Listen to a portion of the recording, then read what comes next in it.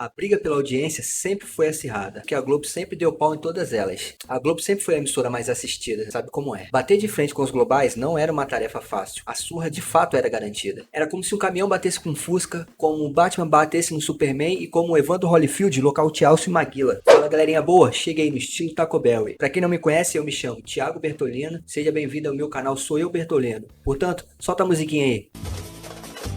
Sou eu Bertolino. Eu tinha dito, bater na Globo não era fácil, então deu pra gente entender que a Globo ficava no topo da pirâmide. Mas Globo, não vai se achando que você hoje em dia é o bambambam não. Agora tem a internet pra competir pesado com você, hein? Fica de olho, hein? Mas os canais menores, no caso o SBT, Band e Record, sempre estavam bolando um plano pra poder passar a Globo, né? Pra pelo menos ganhar um pouquinho, nem que seja alguns minutos, ou então quem sabe uma hora de audiência boa. Ou até mesmo uma programação na frente. Mas nos anos 90 existia uma estratégia que funcionava, que podia passar a Globo em determinados horários. E essa estratégia foi muito bem aplicada por quase todas as emissoras pequenas. E é agora que começa a apelação. E o método que alguns canais, inclusive o SBT, usou foi a apelação feminina nos programas de auditório. Os jovenzinhos dinâmicos até conhecem as paniquete, maravilhosas, digam de passagem. Porém, mal sabe eles que as mulheres da televisão já vinham desde lá de trás, desde o começo da rádio e também desde o começo que a televisão foi implementada aqui no Brasil. E eu e Jerusa já sabíamos disso. Vale lembrar que nos anos 90, para passar a Globo só existia essa forma, usar uma mulher como troféu. Ou era apelação feminina ou era trazer uma atração internacional, como a cantora mexicana Thalita.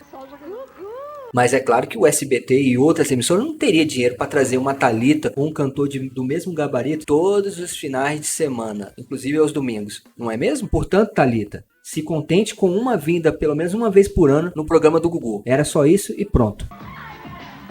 E na minha concepção, o SBT era o pai da apelação, mas era o pai master, era o Goku da apelação, o Rugal da apelação, como eu disse. Mas para não falar só do SBT, mas vale lembrar que a maioria das emissoras dos anos 90 seguia essa mesma linha da apelação, que era usar as mulheres ali como vitrine. Não é mesmo, Luciano Huck? Luciano Huck, para mim, é um dos melhores comunicadores brasileiros, pois ele tem carisma e sabe falar com o seu público. Fato. Nos anos 90, ele não quis reinventar a roda. Ele seguiu já uma linha que estava dando muito certo nos anos 90. E essa linha você sabe qual era, né? Usar mulher como o quê? Símbolo sexual do programa. E agora, para as boas vibrações dos cuecas deste programa. Mas o Luciano era muito novo, com um gás renovado e cheio de energia. Ele resolveu criar algo ultramoderno e inovador. Ele criou a tiazinha. A tiazinha do H! Timotém! Pelo amor dos seus filhinhos! Sim, papai! Menina, mexe a cadeira. Você tá me vendo alegrinho assim, mas é só pra encenar no vídeo mesmo. Porque naquela época que a tiazinha surgiu, eu tinha apenas 12 anos. E eu não tava muito aí com a tiazinha. Ela não causou muito impacto na minha vida. Afinal, eu era criança. Nessa época, eu só pensava em correr, soltar pipa e jogar bola. Naquela época, esse era o meu mundinho. Mas é claro que isso mudou ao passar de um tempo, né? Porque o Luciano criou a feiticeira.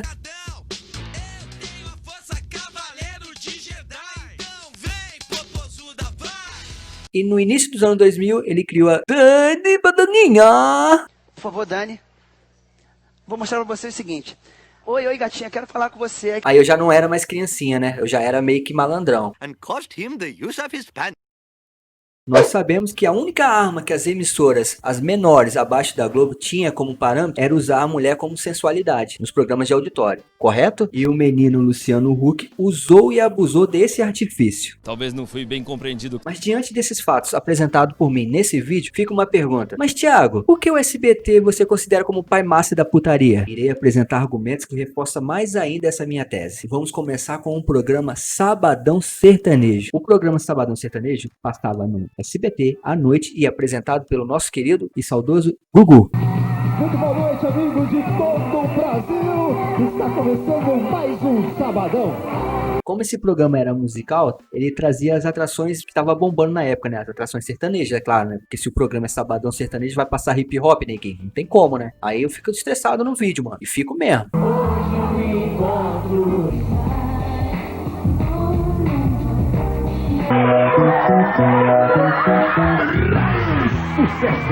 E uma ênfase, esse programa Sabadão Sertanejo se passava no sábado.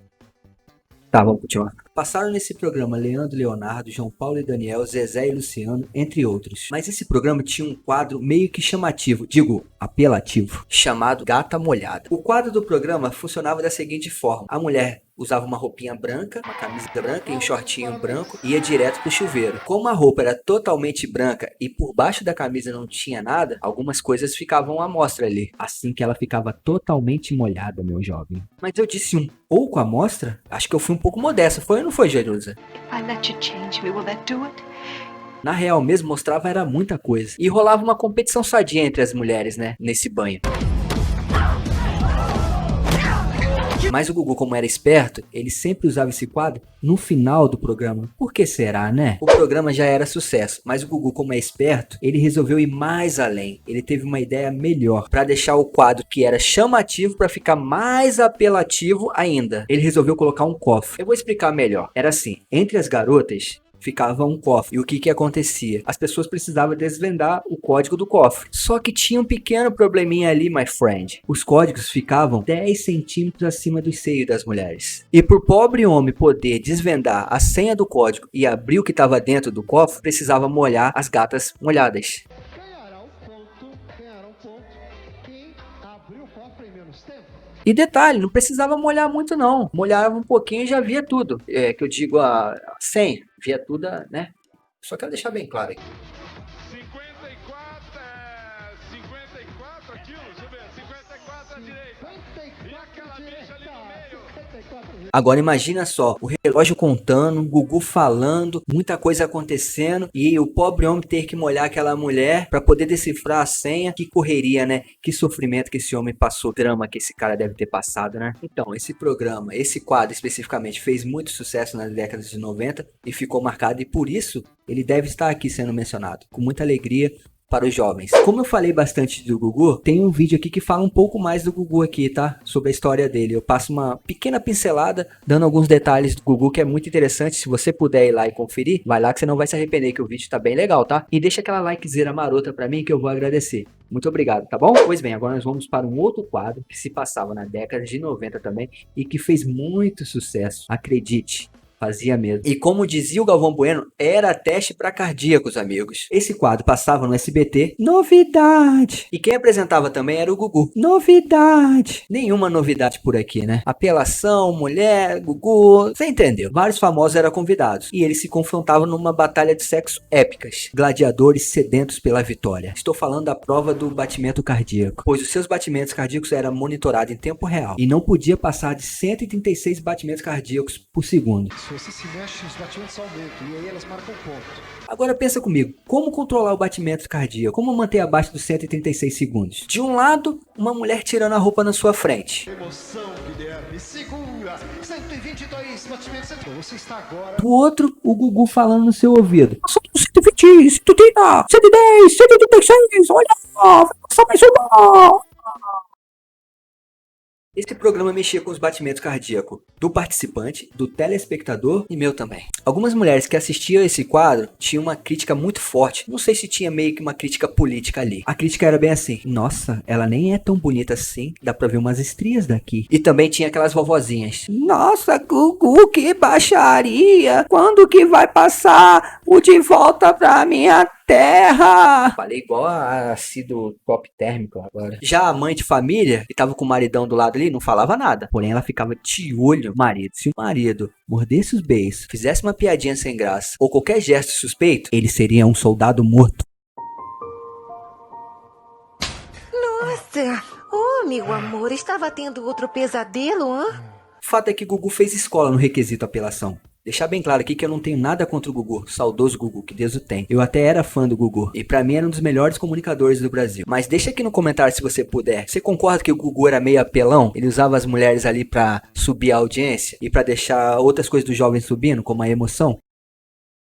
Deixa nos comentários, por favor. Mas agora eu irei falar do ápice da apelação. Um momento épico que ultrapassou o apogeu do teatro grego e também dos musicais da Broadway. Broadway? Sei lá se eu falei certo, Broadway. Mas é claro que eu estou falando da banheira do Gugu. Nessa época dos anos 90, no qual era permitido quase tudo na televisão, mais uma vez Gugu e sua equipe deve ter sentado lá numa pauta e vamos fazer o que pra gente ter audiência aqui? E eu tenho quase certeza que no meio dessa pauta, onde tinha aquela galera numa reunião pra ver qual quadro eles iam criar, eu acredito que tinha um que trabalhava com o Gugu que era pai da perversão. Eu não sou um taradinho.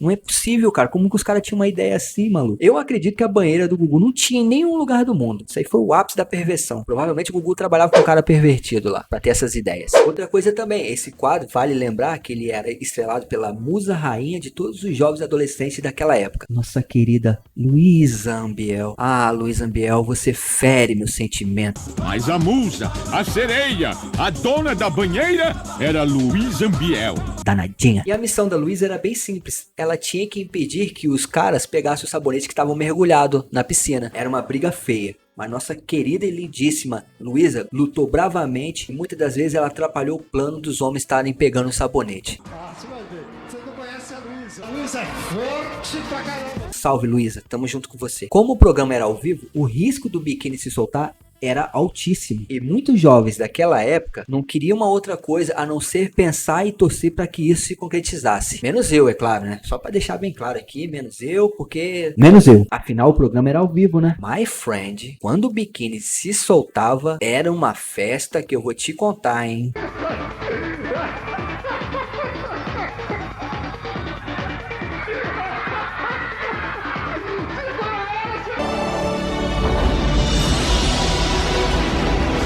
Passaram pela banheira do Gugu artistas como Vera Verão, Daniel, Tiririca e entre outros. Mas na minha opinião, nada se compara quando a Luísa Ambiel encontrou um outro artista que teve como adversário um cara que dominava as noites do SBT. Eu estou falando dele, Ivo Holanda, o rei das pegadinhas.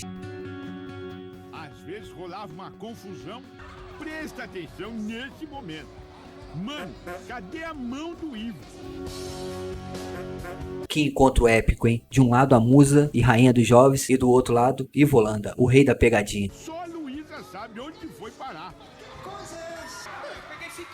Que encontro, meus senhores. Deu pra ver que os anos 90 de fato era bem apelativo. E não tinha como falar de apelação nesse requisito sem citar o SBT. E também sem citar o Gugu, né? Novidade! O SBT foi o que mais se destacou no requisito apelação. Não temos como renegar isso. Uma vez que a Band focava mais em programas esportivos e a Record era de Jesus. E mais uma vez vale lembrar. O lance de usar mulheres em programas de auditório é muito antigo. Era antes mesmo da televisão. Ah, mas como assim programa de auditório antes da televisão? Porque existiam os rádios. Nos rádios já tinha outras pessoas fazendo isso. O Chacrinha talvez seja um dos percussores a usarem as mulheres em programas de auditórios. Mas antes da TV já tinha os clubes. Tinha as sargentelhas, tinha as vedetes. Era grupos de mulheres que já sonhavam em trabalhar na televisão. Então, bem no início da televisão brasileira, as mulheres já começaram a ser integradas. E eu não tô aqui pra julgar aqueles anos. E pra mim, aquelas mulheres que começaram desde o comecinho da televisão, contribuíram para que mais mulheres trabalhassem hoje na televisão. E na minha humilde opinião, aquelas mulheres que começaram desde o rádio, elas tinham um sonho, elas tinham carisma e tinham muita vontade de trabalhar com arte, trabalhar com o público. E eu sempre vi elas como dançarinas e como trabalho artístico. Nunca julguei, nunca fiz nenhum tipo de preconceito. E é assim pra tudo. Eu não gosto muito de julgar ninguém, cada um faz o que quer. E eu vi aquilo como arte. No meu ponto de vista, sempre foram dançarinas e com talentos para trabalhar em rádio e também na televisão. E possível também vocês não lembrarem da Rita Cadillac, né? Ela fez sucesso naquela época. Então eu sempre vi mulheres que tinham talento, carisma